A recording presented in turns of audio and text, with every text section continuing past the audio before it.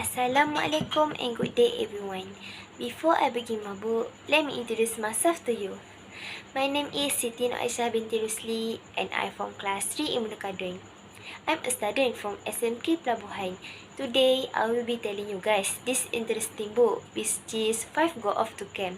5 Go Off to Camp is the 7th novel in the famous 5 Children's Adventure series by Annette Blyden. It was first published in 1948. The story revolves around mysterious footprints that the 5 hear about on a lonely moor. The book has been adapted to 2 television series. So this book is about Julian, Dick, George, Anna, and Timmy's dog, which is Timothy, are planning to go camping in a moor with the absent-minded and insect-loving Mr. Luffy, a master at Julian and Dick's school. When they arrive at camp, they find that their camping site is close to a farm. They discover several old railway tracks that run under the moors, some of them unused. They soon make friends with a boy named Jock, who lives at the farm with his mother and stepfather.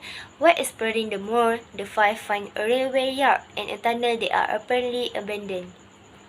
A watchman called Wooden Leg Sam tells that footprints travel along those tracks before chasing them away. The children visit the farm the next day and tell Jock about the footprints. Jock has a sissy of a boy called Cecil Dearlove inflicted on him, who forces him to play soldiers with him all day. Jock retaliates by forcing him to play the Indian, scaring him in the process.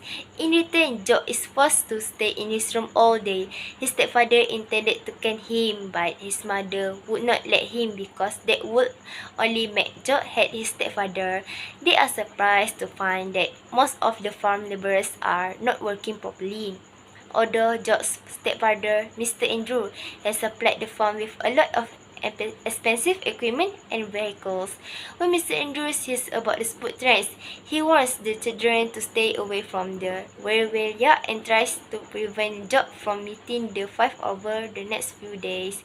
Julian and Dick secretly set off with Jock the next 2 nights to watch for the footprints, leaving the girls behind. They find that there is indeed a mysterious train coming from and back into the tunnel. The next day, George is furious when she finds that the boys had left them behind and even takes out her anger on Anna. "If you were not such a coward, if you had not been too frightened to come, I would have been able to go too," she says.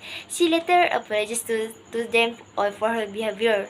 But the night sets a trap that doesn't work.